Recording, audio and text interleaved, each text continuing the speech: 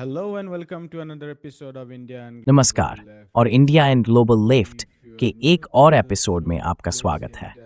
अगर आप इस शो में नए हैं तो कृपया सब्सक्राइब बटन दबाएं। साथ ही YouTube सदस्य बनने, संरक्षक बनने या विवरण बॉक्स में दिए गए लिंक के माध्यम से थोड़ी सी राशि दान करने पर भी विचार करें।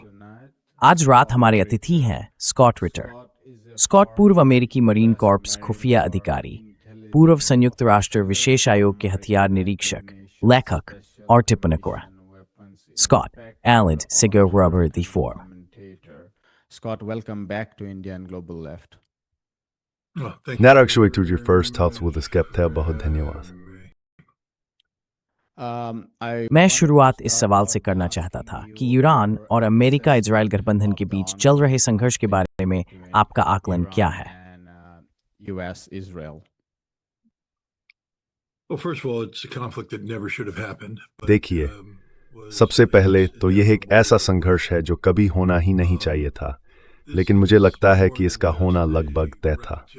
यह सिर्फ 2 दिन के युद्ध की पुनरावृत्ति नहीं है, यह अस्तित्व के लिए लड़ा जा रहा युद्ध है और दांव जितने ऊंचे हो सकते हैं उतने हैं। इस युद्ध में केवल एक ही विजेता होगा और अभी की स्थिति को देखते हुए ऐसा लगता है कि ईरान जीत की राह पर है। इसका मतलब है कि संयुक्त राज्य अमेरिका पराजित होगा, मानित होगा और उसे मध्य पूर्व से पीछे हटने के लिए मजबूर होना पड़ेगा। इजराइल अकेला रह जाएगा और खाड़ी के अरब देशों को अपनी भूमि से अमेरिकी सैन्य ठिकानों को हटाना पड़ेगा। अब लोग यहाँ बैठकर कह सकते हैं कि ये सब कल्पना है, लेकिन मैं चुनौती देता हूँ कि जो कुछ मैंने कहा है उसमें से किसी बात का खंडन करके दिखाएं।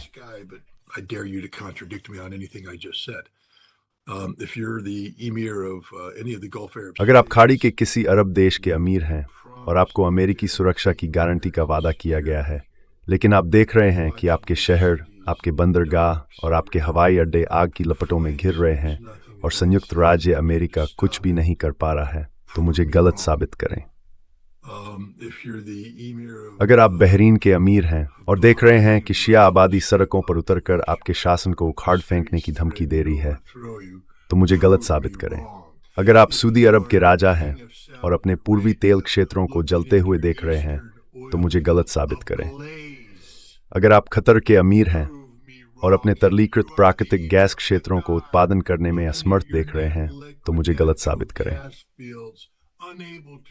अगर आप मध्य पूर्व के किसी ऊर्जा उत्पादक देश में हैं और अपनी ऊर्जा को होर्मुज जलडमरू मध्य से बाहर नहीं भेज पा रहे हैं, तो मुझे गलत साबित करें। अगर आप इजराइल हैं और देख रहे हैं कि आपके शहर हर दिन, हर घंटे हमलों की चपेट में हैं, तो मुझे गलत साबित करें।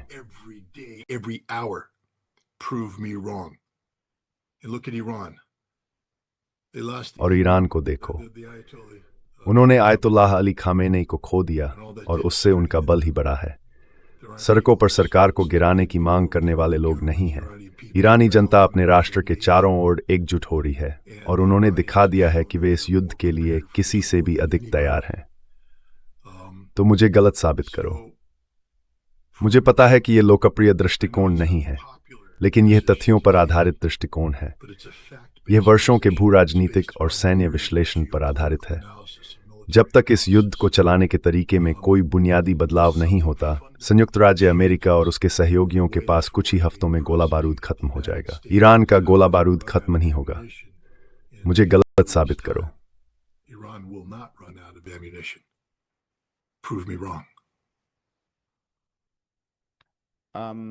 Can you tell us a little bit about क्या आप हमें गोला बारूद के भंडार के बारे में थोड़ा बता सकते हैं? ऐसी रिपोर्टें हैं कि ईरान के पास लगभग 3000 से 8000 मिसाइलें हैं। विश्लेषक ये भी कह रहे हैं कि ईरानी ड्रोन और मिसाइलें भी अमेरिकी इंटरसेप्टर और एंटी बैलिस्टिक मिसाइल प्रणालियों की तुलना में सस्ती और जल्दी तैयार की जा सकती हैं, जो कहीं अधिक महंगी हैं। तो क्या आप हमें दोनों पक्षों के इस गोला भंडार और सैन्य शक्ति दे सकते हैं?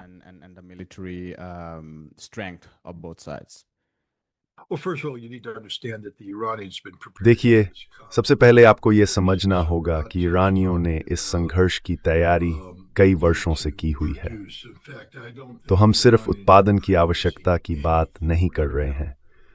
वास्तव में मुझे नहीं लगता कि ईरानी इस समय कुछ भी उत्पादन कर रहे हैं। मेरा मानना है कि उनकी उत्पादन क्षमताओं को उन सुविधाओं से हटा लिया गया है और कहीं छिपा दिया गया है, क्योंकि उन्हें यह एहसास है कि उन सुविधाओं का भौतिक विनाश अवश्यंभावी है। लेकिन आप हमेशा नया कंक्रीट डाल सकते हैं, उपकरणों को आप बदल नहीं सकते। इसलिए अगर उपकरण सुरक्षित रूप से छिपा दिए गए हैं तो संयुक्त राज्य अमेरिका और इजराइल खाली सुविधाओं पर बमबारी करेंगे। इसका मतलब है कि ईरान उन हथियारों पर निर्भर नहीं है जिन्हें अभी बनाया जाना बाकी है।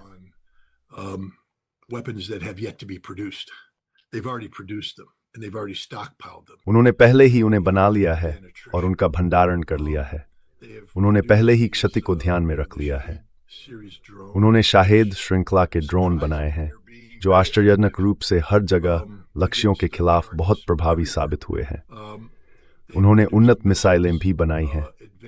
उनके पास पुरानी मिसाइलों का भंडार है और उन्हें अधिकतम प्रभाव के साथ उपयोग करने की एक रणनीति भी है। ईरानियों ने यह सब पहले ही बना लिया है, इसलिए ये एक डूबा हुआ खर्च है। ये काम पूरा हो चुका है, लेकिन इसे करने से वे दिवालिया नहीं हुए। वैसे संयुक्त राज्य अमेरिका जो इंटरसेप्टर का प्रमुख आपूर्ति करता है, उदाहरण के लिए संयुक्त अरब अमीरात ने कथित तौर पर $2 अरब मूल्य के मिसाइल इंटरसेप्टर खरीदे थे और अब वे खत्म हो चुके हैं।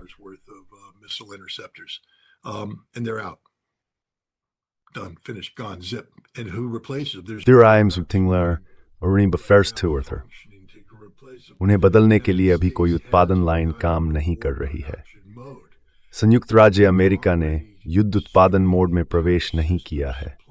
हमने पहले ही यूक्रेन को वायु रक्षा प्रणालियां उपलब्ध कराने में पूरे सिस्टम पर दबाव डाल दिया है और अब मध्य पूर्व ने भी अपना सारा भंडार खत्म कर दिया है। उसे बदलने के लिए कुछ नहीं बचा। स्वयं संयुक्त राज्य अमेरिका ने अन्य क्षेत्रों को भी खाली कर दिया है। मेरा मतलब है, जब राष्ट्रपति को यह कहना पड़ता है हमारे पास दुनिया भर में पर्याप्त गोला बारूद है, तो वास्तव में उनका मतलब होता है बहुत अफसोस दक्षिण कोरिया और जापान, हम वे मिसाइलें ले रहे हैं जो तुम्हारी रक्षा के लिए थीं। अफसोस ताइवान, वे मिसाइलें भी चली गईं। और यूरोप, माफ करना, हम तुम्हारी मिसाइलें भी ले रहे हैं।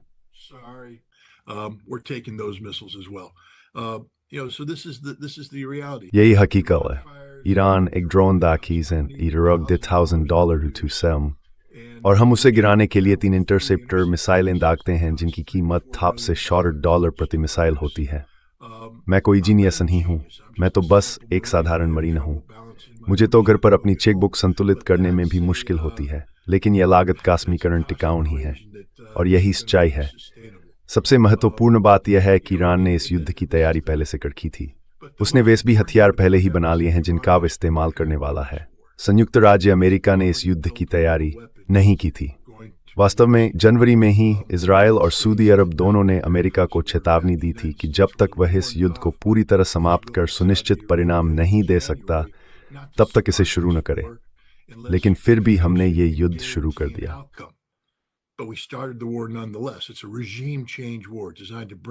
ये एक शासन परिवर्तन युद्ध है जिसे इस्लामी गणराज्य ईरान की सरकार को गिराने के लिए तैयार किया गया है, लेकिन हमारे पास पर्याप्त संसाधन नहीं है।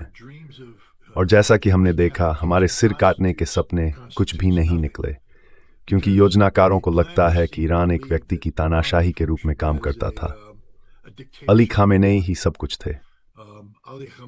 और जब आप सर्वोच्च नेता को हटा देते हैं तो पूरा तंत्र खत्म हो जाता है, जिसका मतलब है कि उन्होंने कभी ईरान का संविधान नहीं पढ़ा और वे ईरान को एक संवैधानिक गणराज्य के रूप में कोई सम्मान नहीं देते। ढहने के बजाय ईरान ने तुरंत वही रास्ता अपनाया जो संविधान में निर्धारित है। राष्ट्रपति, न्यायपालिका के प्रमुख और विशेषज्ञों की सभा द्वारा नियुक्त एक न्यायविद ने एक आपातकालीन समिति बनाई जो तब तक सर्वोच्च नेता के रूप में कार्य करेगी जब तक विशेषज्ञों की सभा एक नए सर्वोच्च न्यायविद का चयन नहीं कर लेती।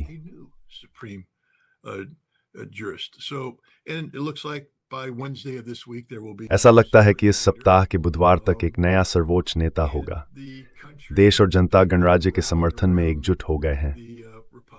तो न केवल कोई नेतृत्व विहीनता हुई है, बल्कि सरकार अब पहले से कहीं अधिक मजबूत है, जिसका मतलब है कि ईरानी शासन को समाप्त करने का मुख्य उद्देश्य असफल हो गया है। वास्तव में ये उसी समय असफल हो गया जब पहली मिसाइलें तेहरान पर गिरीं। पहली 6 मिसाइलों ने अली खामेनी, उनकी 18 महीने की पोती और कुछ अन्य लोगों की जान ले ली। हम आमतौर पर कहते हैं कि इसका मतलब है कि हमने ये युद्ध जीत लिया। वास्तव में इसका मतलब है कि हमने ये युद्ध हार दिया, क्योंकि हम वह हासिल नहीं कर पाए जो हम चाहते थे। हमने उसका ठीक उल्टा हासिल किया।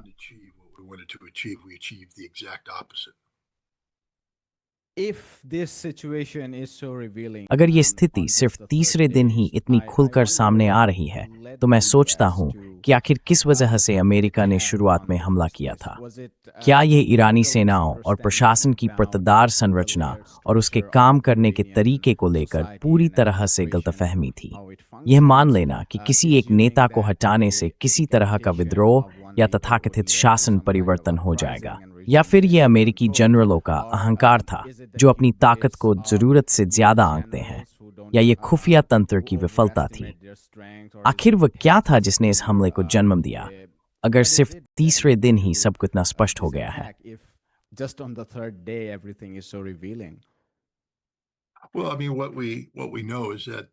मेरा मतलब है, जो हम जानते हैं वह यह है कि संयुक्त राज्य अमेरिका के वरिष्ठ नेतृत्व में ईरान के बारे में, ईरान क्या है, ईरानी कौन है, इस्लामी गणराज्य क्या है और ईरानी समाज में इस्लाम की क्या भूमिका है, इस पर अभूतपूर्व स्तर की अज्ञानता है। जब आपके पास जारेड कुशनर हैं, जो वार्ता टीम के 50% हिस्से का प्रतिनिधित्व करते हैं, और वे संयुक्त राज्य अमेरिका में ईरानी प्रवासी समुदाय से मिलकर ईरान के अगले नेता को चुनने के लिए एक समिति बनाने की कोशिश कर रहे हैं, और उसी समय वे ईरानियों के साथ परमाणु कार्यक्रम के समाधान पर बातचीत भी कर रहे हैं, तो उस समय यह साबित हो गया था कि हम वास्तव में वार्ता को लेकर गंभीर नहीं थे। लेकिन वह एक अलग मुद्दा है।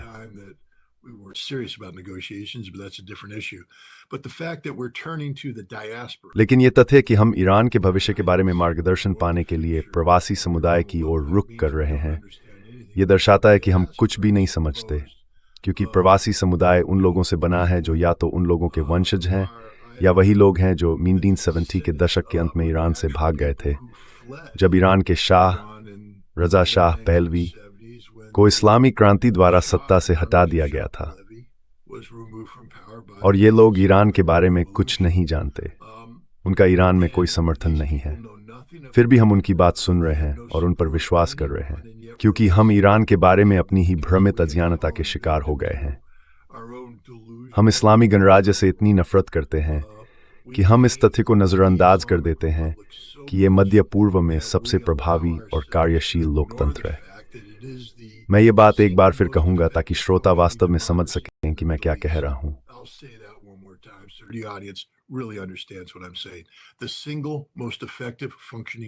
मध्य पूर्व में सबसे प्रभावी से काम करने वाला लोकतंत्र इस्लामी गणराज्य ईरान है, और यदि आप इसे स्वीकार नहीं करते नहीं हैं तो बहाते नहीं मरीज किया रखता हूं।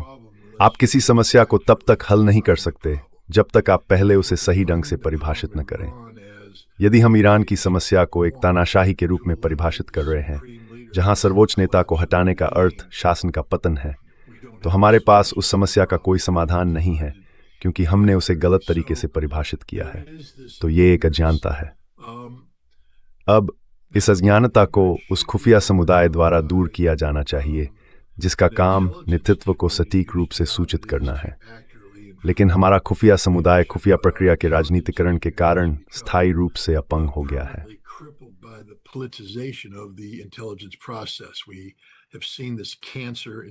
हमने इस कैंसर को खुफिया समुदाय में फैलते हुए देखा था।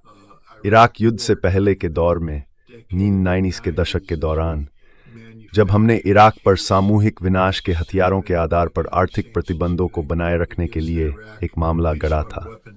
हमने संयुक्त राष्ट्र के हथियार निरीक्षकों, जिनमें मैं स्वयं भी शामिल था, द्वारा इराक के निरस्त्रीकरण में निभाई भूमिका को स्वीकार करने में असफल रहे। इसके बजाय हमने ये दिखावा किया कि इराक ने फिर से हथियार बनाने की क्षमता हासिल कर ली है और वह एक खतरा पैदा कर रहा है, और हम युद्ध में उतर गए। खुफिया समुदाय ने अपने वरिष्ठों को वह नहीं बताया जो उन्हें सुनने की जरूरत थी, सच्चाई, बल्कि वह बताया जो वे सुनना चाहते थे। एक खुफिया अधिकारी के रूप में यह आपका काम नहीं है। और तब से खुफिया समुदाय इस बीमारी से ग्रस्त है, राजनीतिकरण की बीमारी से।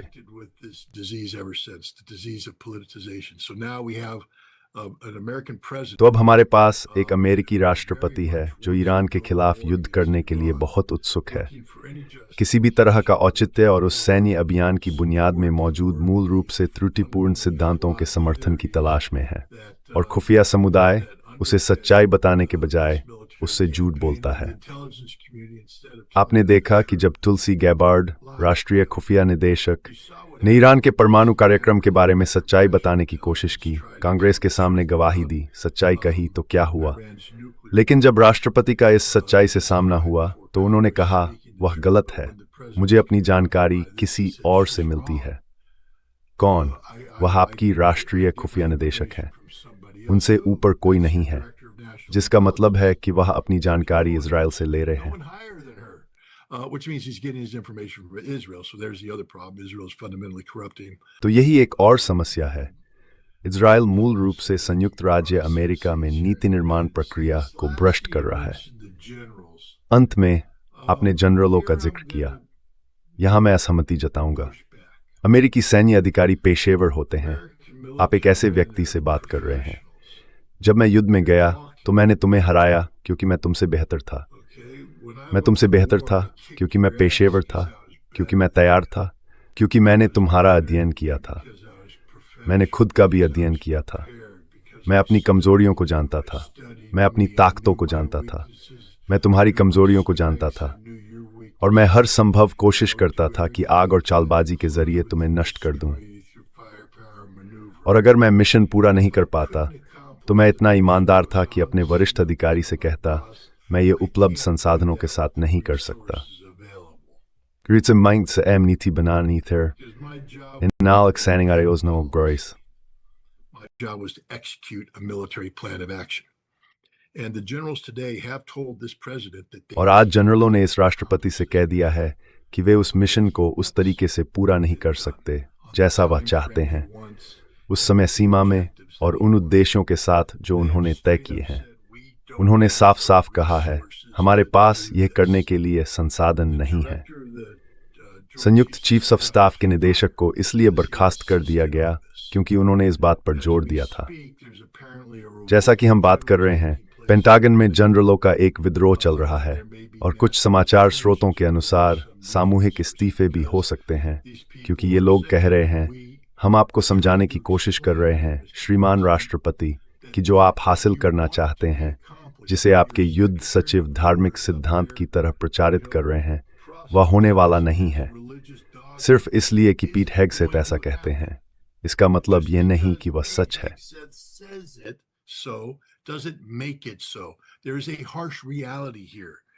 यहाँ एक कठोर सच्चाई है, हमारे पास वे संसाधन नहीं हैं जिनसे हम वह हासिल कर सकें जो आप चाहते हैं उस समय सीमा में जिसमें यह किया जाना चाहिए।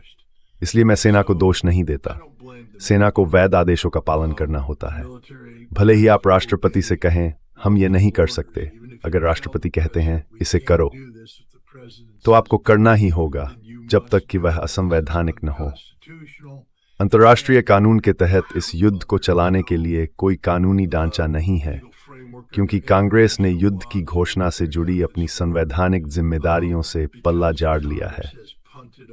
राष्ट्रपति ने एक तरफा कार्यकारी अधिकार अपने हाथ में ले लिया है, जिसे सुप्रीम कोर्ट ने चुनौती नहीं दी है, और जनरलों को उन्हें दिए गए वैध आदेशों का पालन करना पड़ता है, भले ही वे जानते हों कि ऐसा करने से वे युद्ध हार जाएंगे।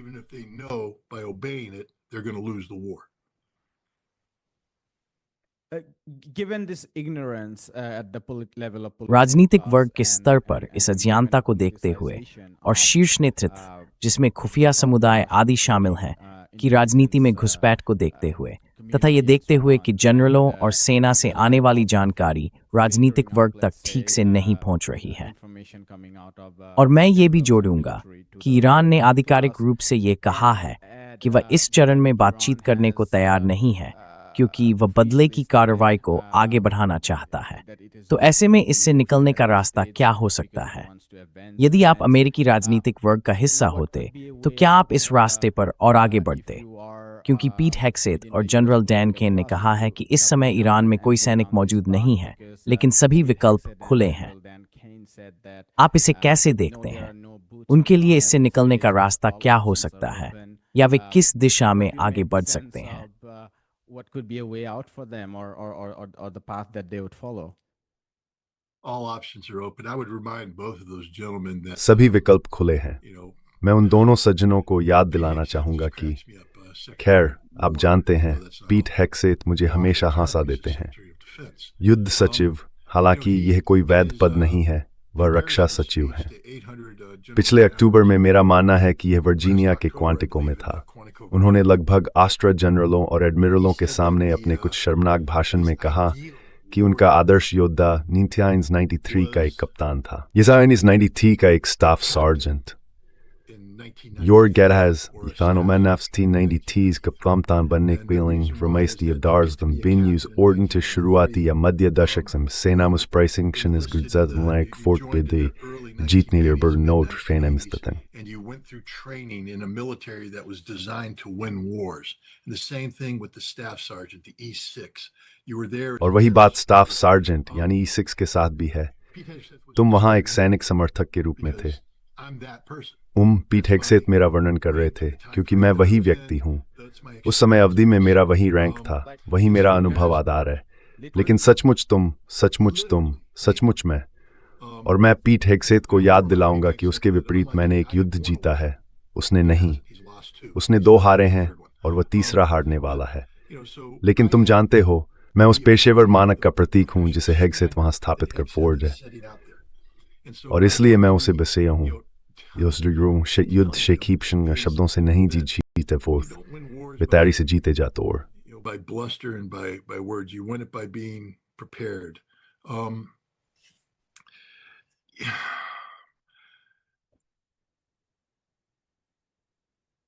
Repeat your question. अपना सवाल दोबारा दोहराओ, क्योंकि मैं 90s में इतना खो गया था कि उसे भूल गया। बस मुझे याद दिलाओ कि तुम्हारा सवाल क्या था। हाँ, बस बाहर निकलने का रास्ता। बाहर निकलने का रास्ता, एक निकास मार्ग। The off ramp is always victory. I mean, you don't. निकास का रास्ता हमेशा जीत ही होता है। मेरा मतलब है, कोई भी युद्ध हारने की योजना बनाकर नहीं लड़ा जाता। एकमात्र सैन्य अभियान जो वास्तव में पीछे हटने की योजना बनाता है, वो छापामारी होता है। हम अंदर जाते हैं, उतरते हैं, अपना काम करते हैं और वापसी की योजना बनाते हैं। लेकिन कोई भी सैन्य योजना पीछे हटने की योजना शामिल नहीं करती, क्योंकि हम ये मानकर चलते हैं कि हम सफल होंगे। अगर हमें पीछे हटने के लिए कहा जाता है तो इसका मतलब है कि हम हार गए हैं और हमें हारना पसंद नहीं है। लेकिन यहाँ से निकलने का रास्ता जीत के जरिए नहीं होगा। हमारे पास वह क्षमता नहीं है। आप सैनिकों को तैनात करना चाहते हैं, जमीन पर बूट्स। यही बात मैं समझाने की कोशिश कर रहा था। वही मेरा युद्ध था। That was the point I was trying to make. That was my war. I was part of the people that planned an operation. मैं उस टीम का हिस्सा था जिसने एक अभियान की योजना बनाई थी, जिसके तहत 7 लोगों को मध्य पूर्व भेजा जाना था, जिनमें सैकड़ों हजार सैनिक जमीन पर उतरने वाले थे ताकि डेजर्ट स्टॉर्म में इराक को हराया जा सके। It took us many months. आप जानते हैं, हमें योजना बनाने और तैनाती में कई महीने लगे। हम उन हवाई अड्डों पर उतरे जो खुले थे। कोई रोक टोक नहीं, कोई समस्या नहीं। आप बस वहां उतर सकते थे, अपने विमान पार्क कर सकते थे, सैनिकों को उतार सकते थे, उन्हें इकट्ठा कर आगे बढ़ सकते थे बिना किसी हस्तक्षेप के। हमारे जहाज बंदरगाहों पर पहुंचे और सामान्य गति से माल उतारने में सक्षम थे ताकि हम जमीन पर अपनी ताकत बढ़ा सकें। तो पीट हेग्सेथ अमेरिकी सेनाओं को ईरान में कैसे भेजने की कल्पना करते हैं? पीट, आप किन हवाई अड्डों पर उतरने वाले हैं? What airfields are you going to land at, Pete? Because last time I checked, every international airport. क्योंकि पिछली बार जब मैंने जांच की थी, तब क्षेत्र के सभी अंतर्राष्ट्रीय हवाई अड्डे बंद थे और उन पर हमले हो रहे थे। सभी सैन्य हवाई ठिकानों पर ईरानियों ने प्रहार किया है। संचालन का माहौल इतना अस्थिर है कि आपको भागना पड़ेगा और अपने सारे विमान वहीं छोड़ने पड़ेंगे। तो बताओ, पीट, तुम कहाँ उतरने वाले हो? तुम्हारे जहाज कहाँ लंगर डालेंगे? पीट। क्योंकि पिछली बार जब मैंने देखा था तो जिन बंदरगाहों का हम उपयोग करते वहां के जहाजों पर हमले हो रहे थे और वे डूब रहे थे। पीट हेग्सेथ एक मूर्ख है, और जो भी उसे यह सलाह दे रहा है कि हम ईरान में जमीनी सैनिक भेजने की ओर बढ़ सकते हैं, वह भी उतना ही मूर्ख है। हम ये नहीं कर सकते। शारीरिक रूप से हम ये नहीं कर सकते। हमारे पास इस काम के लिए उभयचर आक्रमण की क्षमता नहीं है। Amphibious assault capability to do this. General Berger, former commandant on the Marine Corps. General Berger, जो मरीन कॉर्प्स के पूर्व कमांडेंट थे, ने इस बारे में चेतावनी दी थी जब उन्होंने यह पद संभाला था। जब वे कमांडेंट बने तो उन्होंने अपनी जिम्मेदारियों की समीक्षा की ताकि यह सुनिश्चित किया जा सके कि मरीन कॉर्प्स राष्ट्रीय कमान प्राधिकरण द्वारा सौंपे गए मिशनों को पूरा कर सके। उन्होंने राष्ट्रीय रक्षा रणनीति और रक्षा विभाग के निर्देशों को पढ़ा और कहा, हम ऐसा नहीं कर सकते क्योंकि हम बड़े उभयचर आक्रमण जहाजों की एक पुरानी प्रणाली से बंधे हुए हैं। हम उन पर सैकड़ों मरीन तैनात करते हैं, उन्हें तट के पास ले जाते हैं, और अगर वे उन जहाजों में से किसी एक को डुबो देते हैं तो हम बुरी तरह फंस जाएंगे। फिर भी यही यहाँ करना पड़ेगा। Yet that's exactly what will have to happen here. We will have to forcefully seize an Iranian. हमें जबरदस्ती एक ईरानी बंदरगाह पर कब्जा करना होगा। जबरदस्ती एक ईरानी बंदरगाह पर कब्जा करना होगा। फिर जबरदस्ती हवाई अड्डों पर कब्जा करना होगा, और फिर गोलाबारी के बीच सैकड़ों हजार सैनिकों को उतारने की कोशिश करनी होगी। अब ये कुछ वैसा ही है जैसा हमने नॉर्मैंडी में डी-डे के दौरान किया था, लेकिन उसकी तैयारी में बहुत समय लगा था। ये वे चीजें हैं जो हमने प्रशांत महासागर के द्वीप अभियानों के दौरान की थीं, लेकिन वे बहुत खूनी अभियान थे, बहुत खूनी अभियान। और नॉर्मैंडी को छोड़कर हमने कभी भी ईरान जितने बड़े क्षेत्र पर आक्रमण नहीं किया। तो मान लीजिए हम चाबहार में उतरते हैं, फिर क्या? देखो पीट, मैं वही व्यक्ति हूं जिसने वास्तव में उस अभियान की योजना बनाने में मदद की थी, वो ऑपरेशन योजना जिसमें अमेरिकियों को सोवियत आक्रमण के जवाब में ईरान में सेना भेजनी थी। तो मैंने वास्तव में ये किया है। पीट, नोमातोम अथॉरिटीज ये काम नहीं कर, तुम ऐसा नहीं करेंगे, इसलिए ऐसा बोलना इसलिए कर सकती हूँ समय। So stop talking as if you can do it.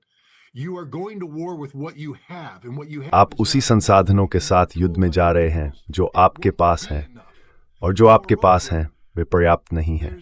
आपके जनरलों ने आपको पहले ही बता दिया था कि ये पर्याप्त नहीं होगा। इसके अलावा यहाँ दो घड़ियाँ चल रही हैं। पहली है संसाधनों की उपलब्धता। जैसा कि मैंने कहा, उनके पास गोला बारूद बहुत तेजी से खत्म हो रहा है। लेकिन एक और घड़ी भी है, क्योंकि जब हम बात कर रहे हैं अरामको की सुविधाएं जल रही हैं। जब हम बात कर रहे हैं खतरी गैस टर्मिनलों पर हमला हो रहा है, और खतर ने तरलीकृत प्राकृतिक गैस की आपूर्ति बंद कर दी है। जब हम बात कर रहे हैं होर्मुज जलडमरू मध्य बंद है।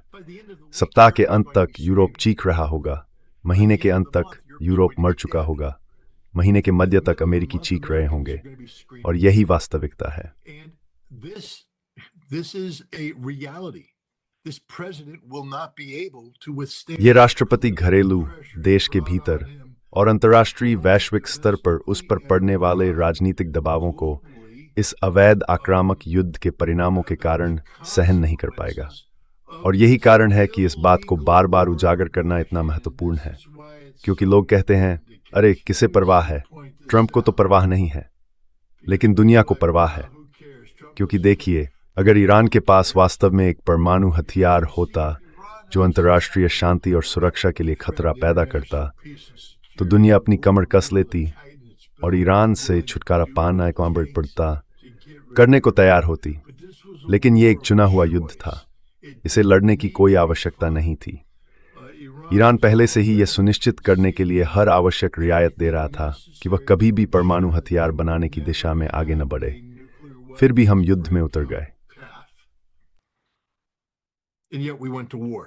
So, Pete Hegseth is sitting here talking. तो देखो, पीट हेग ने ये बात कही, तुम बड़ी बड़ी बातें कर रहे हो, है ना?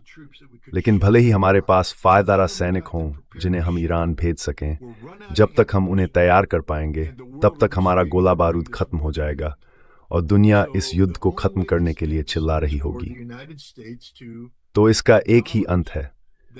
संयुक्त राज्य अमेरिका को यह स्वीकार करना होगा कि मध्य पूर्व में उसकी मौजूदगी अब टिकाऊ नहीं है और उसे अपने बनाए हुए सैन्य अड्डों से स्थायी रूप से हटना होगा। और ये उसी समय होगा जब खाड़ी के अरब देश भी ये कहेंगे कि संयुक्त राज्य अमेरिका अब उनके क्षेत्र में स्वागत योग्य नहीं है। और जब ऐसा होगा तो इजराइल अलग थलग पड़ जाएगा और उसे अपने ग्रेटर इजराइल के इरादों पर लगाम लगानी पड़ेगी, क्योंकि तब संयुक्त राज्य अमेरिका वहां उसका साथ देने के लिए मौजूद नहीं होगा।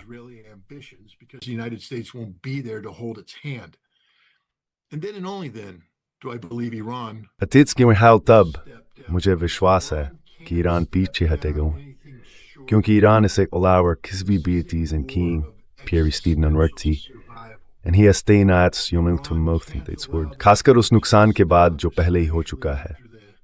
रुकना और दूसरी तरफ को अपनी ताकत और क्षमताएं फिर से हासिल करने देना असंभव होगा। ईरान ये युद्ध जीतेगा क्योंकि संयुक्त राज्य अमेरिका के पास पर्याप्त गोला बारूद नहीं है। अगर ईरान ये युद्ध रोक देता है और युद्ध विराम की अनुमति देता है तो संयुक्त राज्य अमेरिका फिर वही गलती नहीं करेगा। अभी ईरान जीतने जा रहा है क्योंकि हमने कुछ ऐसा शुरू किया है जिस पर हमारा नियंत्रण नहीं है। ईरान इस प्रयास को जारी रखकर जीतता है क्योंकि नियंत्रण उसके पास है। उन्होंने इसके लिए तैयारी कर रखी है। उनके पास इतने मिसाइल हैं कि वे तब भी फायरिंग जारी रख सकते हैं जब हमारे पास गोला बारूद खत्म हो जाएगा।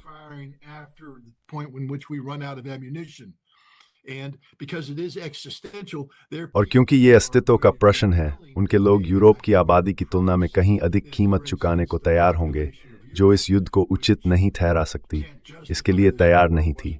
और पहले से ही यूक्रेन में एक और अवैध युद्ध के समर्थन के परिणामस्वरूप आर्थिक रूप से जूझ रही है। इसलिए यहाँ ईरान के पास सभी फायदे हैं। सैन्य दृष्टि से वे संयुक्त राज्य अमेरिका और इजराइल से बेहतर तैयार हैं। आर्थिक रूप से अगर ये जारी रहता है तो वे अभी विश्व अर्थव्यवस्था को नुकसान पहुंचा रहे हैं, और राजनीतिक रूप से वे इतिहास के सही पक्ष में हैं। वे जो कुछ भी कर रहे हैं उसके लिए उनके पास वैधता है। इसलिए ये युद्ध या तो संयुक्त राज्य अमेरिका की रणनीतिक हार के साथ समाप्त होगा या संयुक्त राज्य अमेरिका ईरान को नष्ट कर देगा और शासन को गिरा देगा। लेकिन मुझे ऐसा होता नहीं दिख रहा।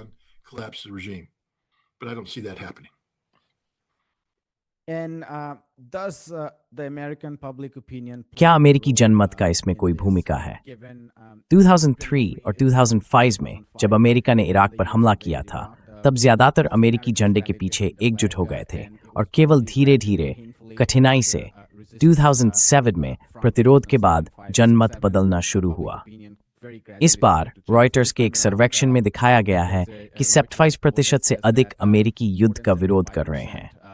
मैं सोचता हूं, जैसे जैसे और अधिक शव घर लौटने लगेंगे, क्या ये विरोध और भी तेजी से बढ़ेगा?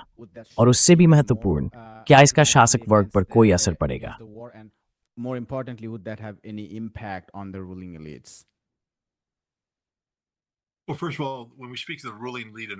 देखिए, सबसे पहले जब हम अमेरिका के शासक अभिजात वर्ग की बात करते हैं तो हम उस राष्ट्र की बात कर रहे हैं जिसने एक संवैधानिक गणराज्य के रूप में अपनी स्थिति छोड़ दी है।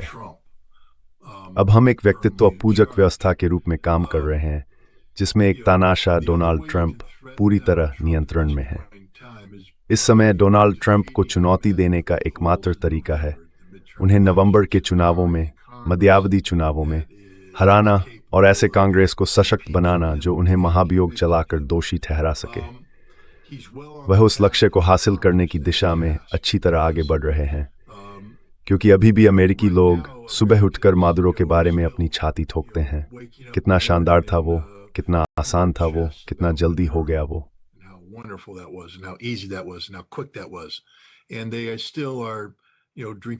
और वे अब भी इस बात पर यकीन कर रहे हैं कि यह सब शानदार, तेज और घोर होने वाला है। हाँ, हमने 4 अमेरिकियों को खो दिया। हाँ, ये भयानक है, लेकिन हमने अली खामेनी को मार दिया और हमने रिवॉल्यूशनरी गार्ड के 46 सदस्यों को मार दिया, और वे डहने वाले हैं। ईरानी हार मानने वाले हैं, वे हार मानने वाले हैं। और फिर अगली सुबह हमें एहसास होता है कि वे हार नहीं मान रहे। एक हफ्ते में हमें एहसास होता है कि वे हार नहीं मान रहे। और फिर जब हम गैस पंप पर ज़्यादा भुगतान करने लगते हैं, जब हम अपने ही व्यापार में बाधा देखते हैं। मेरा मतलब है, क्या होगा जब डीजल की कीमत आसमान छूने लगे और हम उन फलों, सब्जियों और इलेक्ट्रॉनिक उपकरणों को देश भर में भेजने का खर्च नहीं उठा सकें और वॉलमार्ट की अलमारियां खाली हो जाएं। Across the country and the Walmart shelves go empty. Then people are starting to wake up and then they will फिर लोग जागने लगेंगे और अंततः वे देखेंगे कि पीट हेग्सेथ, राष्ट्रपति और अन्य लोगों द्वारा बोले जा रहे शब्द खोखले हैं, झूठ हैं, कि उन्हें पूरे समय झूठ बोला गया था। वे समझेंगे कि इस युद्ध की कोई आवश्यकता नहीं थी। ये एक चुना हुआ युद्ध था, कोई मजबूरी का युद्ध नहीं, और वे क्रोधित हो जाएंगे, बहुत क्रोधित हो जाएंगे। वे ट्रंप या ट्रंप का समर्थन करने वाले किसी भी व्यक्ति को छोड़कर किसी को भी वोट देंगे मध्यावधि चुनावों में, और फिर हमारे पास शासन परिवर्तन होगा। ये एक शासन परिवर्तन का युद्ध है जो अभी लड़ा जा रहा है। लेकिन दुर्भाग्य के लिए वे सोचते हैं कि अली खामेनी को मारकर हमने ईरान में शासन बदल दिया।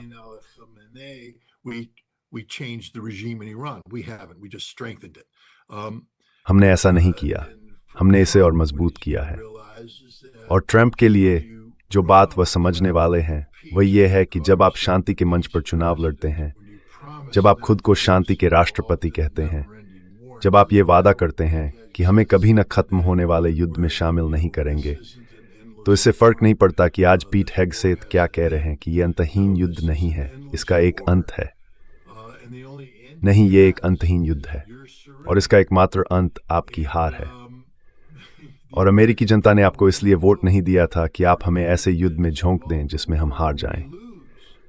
इसलिए मेरा मानना है कि अगर ये राष्ट्रपति ये युद्ध हारते हैं तो इसके भयानक राजनीतिक परिणाम होंगे।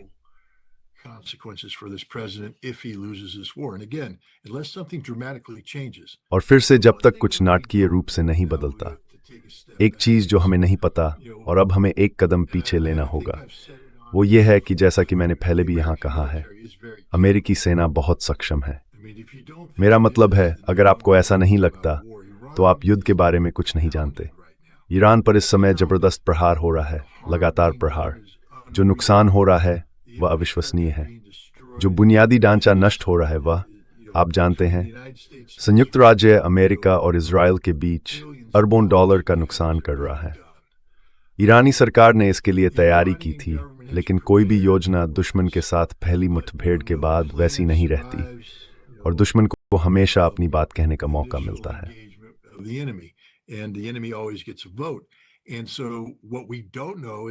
तो जो बात हमें नहीं पता वह यह है, क्या इस कार्रवाई के कुछ अनदेखे परिणाम या संभावनाएं हैं? क्या ईरानी सरकार भी उतनी ही दोषी है जितनी संयुक्त राज्य अमेरिका, केवल खोखले शब्द उछालने में? क्या वे लंबी बैलिस्टिक मिसाइल अभियानों का वादा कर रहे हैं जबकि ये छिपा रहे हैं कि संयुक्त राज्य अमेरिका ने भंडारण में रखी अधिकांश मिसाइलों को नष्ट कर दिया था?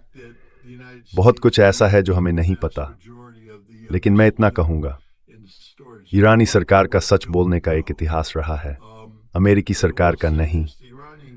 और इसलिए इस समय मैं उन पर अधिक भरोसा करने की ओर झुकता हूं जो सच बोलते हैं, बजाय उन लोगों के जो बार बार झूठ बोलते हैं।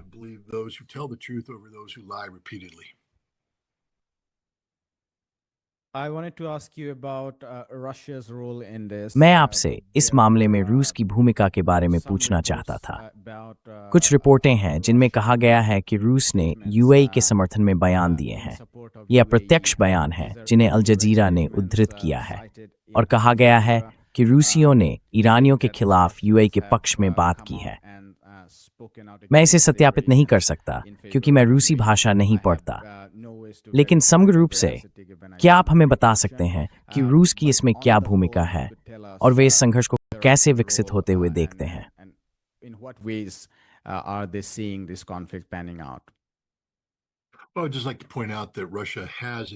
खैर, मैं बस ये इंगित करना चाहूंगा कि रूस का ईरान के साथ एक रणनीतिक सुरक्षा ढांचा है। रूस का संयुक्त अरब अमीरात के साथ कोई सुरक्षा ढांचा नहीं है। इसलिए ये बहुत अजीब होगा अगर रूसी सरकार इस मामले में यूएई का पक्ष ले। रूस का दुबई से एक वित्तीय संबंध जरूर है। इस समय हजारों रूसी पर्यटक दुबई में फंसे हुए हैं, जो जाहिर तौर पर खूब मजे कर रहे हैं। यूएवी हमलों के बीच स्काई डाइविंग कर रहे हैं, क्योंकि क्यों नहीं, वे रूसी हैं और उन्हें परवाह नहीं। लेकिन रूस के मामले में हमें बड़ी तस्वीर पर विचार करना होगा। सबसे पहले, रूस को वैश्विक तबाही से कोई लाभ नहीं होता। रूस को अराजकता से भी कोई लाभ नहीं होता। इस समय बहुत से लोग ये सुझाव दे रहे हैं कि चूंकि तेल की कीमतें आसमान छूने वाली हैं, इसलिए यह सब रूस का मकसद शुरू से ही था।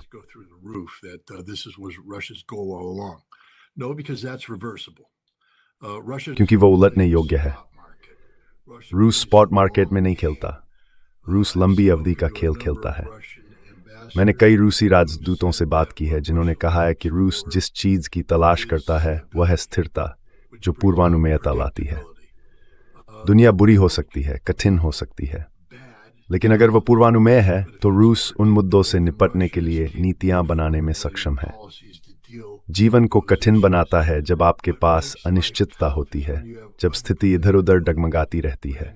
अराजकता, ये वह नहीं है जो रूस चाहता है। रूस यूरोप के साथ अराजकता नहीं चाहता। रूस संयुक्त राज्य अमेरिका के साथ अराजकता नहीं चाहता। रूस तो यहाँ तक कि संयुक्त राज्य अमेरिका की हार भी नहीं चाहता। United States your pro-Grever, it's the burning strengths, bear power, Bakan Thunder before. Normalis came there. And that's problematic for Russia. So Russia's job in all this from a strategic तो इस पूरे परिदृश्य में रूस की भूमिका एक रणनीतिक दृष्टिकोण से स्थिरता उत्पन्न करने की है, लेकिन ऐसा इस तरह से करना है जिससे ईरान का वर्तमान स्वरूप, यानी इस्लामी गणराज्य ईरान, बना रहे। ईरान न केवल रूस का सहयोगी और ज़रूरत के समय मित्र रहा है, बल्कि रूस एक उत्तर दक्षिण आर्थिक गलियारा विकसित करने की कोशिश कर रहा है, जो उसके लिए अत्यंत महत्वपूर्ण है, सिर्फ अल्पकालिक आर्थिक लाभ के दृष्टिकोण से नहीं, बल्कि रणनीतिक रूप से भी, क्योंकि ये रूस को आंतरिक संचार रेखाओं पर काम करने की अनुमति देता है, बजाय इसके कि वह समुद्री संचार रेखाओं पर निर्भर रहे, जिन्हें एक श्रेष्ठ अमेरिकी नौसैनिक शक्ति द्वारा बाधित किया जा सकता है।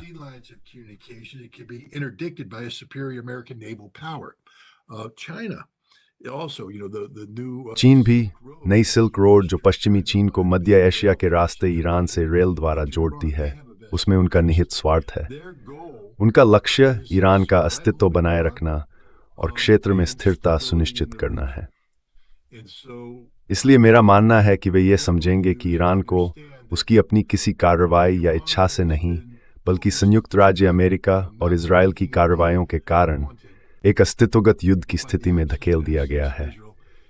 जैसे रूस ने कहा है कि वह यूक्रेन में ऐसा युद्ध विराम स्वीकार नहीं कर सकता जो उस युद्ध के मूल कारणों को हल न करे, वैसे ही ईरान भी इस संघर्ष में ऐसा युद्ध विराम स्वीकार नहीं कर सकता जो केवल संघर्ष के मूल कारणों को बनाए रखे, क्योंकि ऐसा करने से यह सुनिश्चित हो जाएगा कि यह संघर्ष फिर से होगा और अगली बार दोनों पक्ष बेहतर तैयारी के साथ होंगे।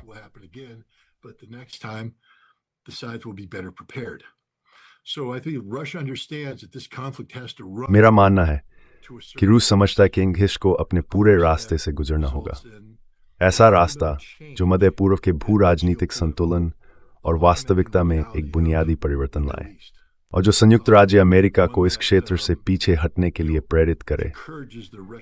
मेरा यह भी मानना है कि रूस ईरानियों को उनके आर्थिक हथियार के उपयोग में संयम बरतने के लिए प्रेरित करने की कोशिश करेगा।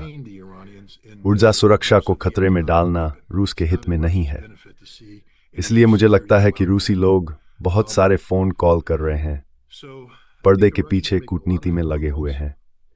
Simpreidend, at us kshen intershek or die samoin kraj America hegar, hemi swor, baj nikana hoga, hemaras nikal hoga. We got to get out of this thing.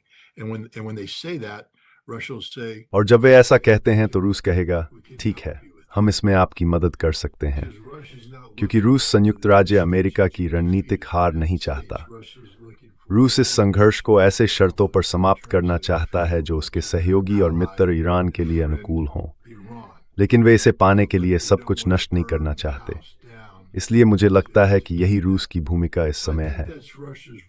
मेरा मतलब है, वे इस युद्ध को होने नहीं देना चाहते थे। उन्होंने ईरान को जितना संभव हो सका युद्ध के परिणामों से निपटने के लिए तैयार किया। लेकिन अब उनका काम मूल रूप से इस अराजकता को संभालना, व्यवस्था और स्थिरता लाने की कोशिश करना और जब भी अवसर मिले एक कूटनीतिक रास्ता प्रदान करने के लिए तैयार रहना है। if and when the opportunity avails itself. And will the Gulf state be in a position to और क्या खाड़ी देश इस तरह की रूसी मध्यस्थता को स्वीकार करने की स्थिति में होंगे अगर आप चाहें और ये भी स्वीकार करेंगे कि वे अमेरिका के अधीन नहीं हैं या वे अमेरिका पर इतने निर्भर हैं कि अमेरिकियों से ये कहने में असमर्थ हैं, जाओ हमें अकेला छोड़ दो। tell the Americans go get lost? Well, we don't know how this ends. We're still just day 3. खैर, हमें नहीं पता कि ये कैसे समाप्त होगा। अभी तो बस तीसरा दिन है। हमें ये जरूर पता है कि बहरीन में बड़ी संख्या में शिया लोग हर उस ईरानी मिसाइल पर खुशियां मना रहे हैं जो निशाने पर लगती है। खलीफा परिवार का भविष्य क्या होगा? हमें यह भी पता है कि संयुक्त अरब अमीरात आर्थिक तबाही की ओर देख रहा है। तो अगर आप अपने आर्थिक केंद्र, मध्य पूर्व के बैंकिंग केंद्र के रूप में अपने दर्जे के पतन को देख रहे हैं, क्योंकि आपने खुद को संयुक्त राज्य अमेरिका के साथ जोड़ा है और वह आपकी रक्षा करने में असमर्थ है, तो क्या आपको नहीं लगता कि अब नीति में पुनर्संरेखण या समायोजन का समय आ गया है? हम अभी इस चरण की शुरुआत में हैं, लेकिन मेरा मानना है कि आप देखेंगे कि देश ये समझने लगेंगे कि संयुक्त राज्य अब वह सुरक्षा प्रदान करने में सक्षम नहीं है जो पहले सुनिश्चित मानी जाती थी।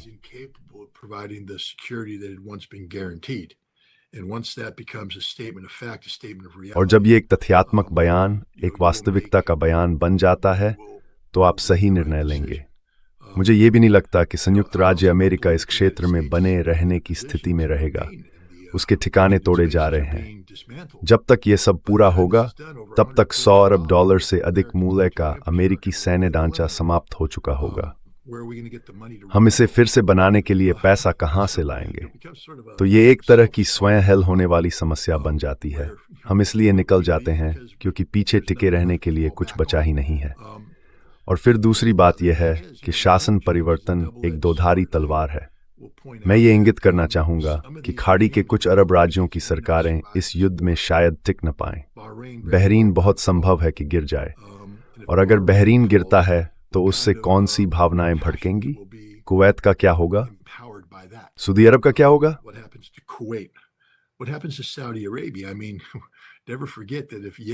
मेरा मतलब है, ये कभी मत भूलिए कि अगर हूती रणनीतिक रूप से सक्रिय हो जाते हैं तो वे पूरी तरह सक्षम हैं सऊदी अरब पर आक्रमण करने और उसके 1/4 हिस्से पर कब्जा करने में, उस क्षेत्र को अपना बताने में, ऐतिहासिक रूप से उचित ठहराते हुए, क्योंकि वह वास्तव में उनका ही है।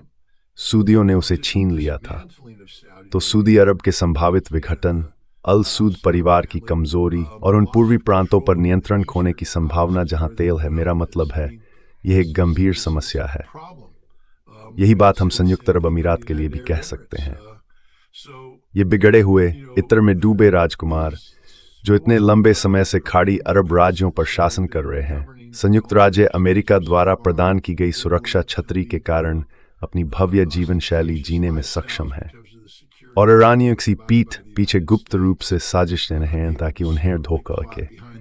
ये विधायक ने डोनाल्ड ट्रंप को फोन करके कहा, करो Donald Trump, do it, just win, do it, but make sure you win. बस जीत जाओ, करो, लेकिन ये सुनिश्चित करो कि तुम जीतोगे। तुम जानते हो, अब वे इस सच्चाई का सामना कर रहे हैं कि ट्रंप ने ये किया, लेकिन वो जीतने वाला नहीं है और उन्हें इसकी कीमत चुकानी पड़ेगी। तो नतीजे में बहुत अनिश्चितता है। मैं एक और बात जोड़ दूं, वे संघर्ष के अनपेक्षित परिणामों के बारे में बात करते हैं।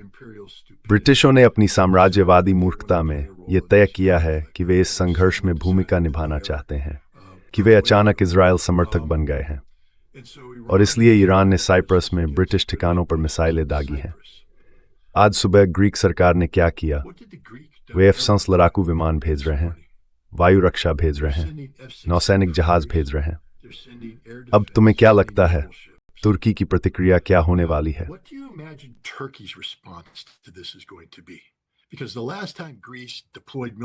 क्योंकि पिछली बार जब ग्रीस ने साइप्रस में सैन्य बल तैनात किए थे तो तुर्की ने आक्रमण कर दिया था। और तुर्की अब ये नहीं होने देगा कि ग्रीस फिर से ऐसा करे। इसलिए बहुत संभव है कि निकट भविष्य में हम एक नए क्षेत्रीय युद्ध को देखें, तुर्की और ग्रीस के बीच। और क्या ये सुंदर दृश्य होगा, नाटो अपने ही सदस्यों के बीच लड़ता हुआ। और ये एक अस्तित्व के लिए लड़ा जाने वाला युद्ध होगा, क्योंकि तुर्की ग्रीस के खिलाफ निर्णायक प्रहार करने की कोशिश करेगा। वे इसे सहन नहीं करेंगे। और फिर नाटो क्या करेगा? नाटो पहले से ही यूक्रेन के कारण विचलित और कमजोर है। मेरा मतलब है, देखो, पीट हेगसेथ एक मूर्ख है, क्योंकि उसने कुछ ऐसा शुरू किया जिसे वह समझता नहीं था। उसने घटनाओं की एक श्रृंखला शुरू कर दी। अब यह नियंत्रण से बाहर है और हर जगह अराजकता फैल गई है। कौन सोच सकता था कि यूरेशिया में कुछ ईरानी मिसाइलें इस तरह की अराजकता के द्वार खोल देंगी? हम यहीं इसे समाप्त करते हैं। ईरानियों ने यह सोचा क्योंकि वे दुनिया को हमसे बेहतर जानते हैं। ईरानी हमसे बेहतर तैयार हैं। ईरानी हमसे ज्यादा समझदार हैं। इसलिए मेरा मानना है कि ईरानी जो कुछ भी कर रहे हैं उसे पूरी तरह समझते हैं। अपने आप से यह सवाल पूछिए, ईरान ने अब तक इंचिरलिक एयरबेस पर हमला क्यों नहीं किया? इंचिरलिक एयरबेस दक्षिणी तुर्की के अदाना के बाहर स्थित अमेरिकी सैन्य अड्डा है। यह वही जगह है जहां से E-3AWACS विमान उड़ान भरते हैं, जो इजरायल की रक्षा के लिए कमांड और नियंत्रण सहायता प्रदान करते हैं। तो फिर ईरान ने इंचिरलिक पर हमला क्यों नहीं किया? जवाब यह है कि ईरान ने साइप्रस पर हमला किया। और अगर आप इन दोनों बातों को जोड़ें, तो और अतुरिक समयमा एक्सकरगेट सरीस तंरम्बर ईरानी सबसे इंजरलर सद्दजा सचुमुच।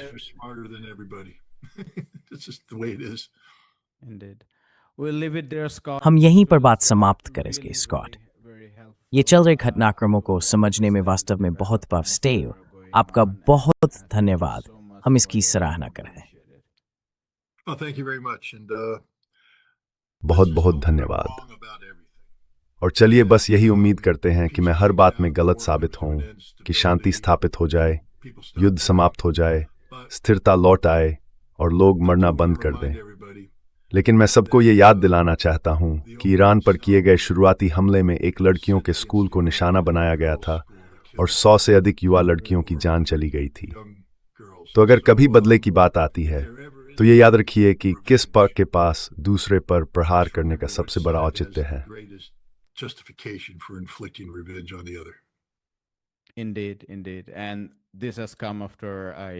निश्चित रूप से।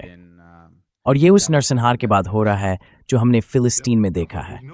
हम जानते हैं कि एक पक्ष पूरी तरह से नरसंहार करने में सक्षम है। तो स्कॉट, एक बार फिर धन्यवाद। आपका दिन शानदार बीते। आपको भी। Have a wonderful rest of the day ahead. Thanks. You too. Hi, my name is Ayushman. नमस्ते, मेरा नाम आयुष्मान है। मैंने मुदियार ज्योतिष्मान के साथ मिलकर इस प्लेटफॉर्म की शुरुआत की है। पिछले 2 वर्षों में हमने वामपंथी और प्रगतिशील विचारधाराओं के लिए सामग्री तैयार करने की कोशिश की है। अब तक हमने अर्थशास्त्रियों, इतिहासकारों, राजनीतिक विश्लेषकों और कार्यकर्ताओं का साक्षात्कार लिया है। अगर आपको हमारी सामग्री पसंद आई है और आप चाहते हैं कि हम वामपंथ के लिए एक अभिलेखागार तैयार करें, तो मेरे पास 2 अनुरोध हैं। कृपया इस उद्देश्य के लिए दान करने पर विचार करें। लिंक नीचे विवरण में दिया गया है। और अगर आप दान नहीं कर सकते, तो बुरा मत मानिए। आप हमेशा हमारे वीडियो को और अपने साथियों के साथ लाइक और शेयर कर सकते हैं। अंत में सब्सक्राइब बटन दबाना न भूलें। Don't forget to hit the subscribe button.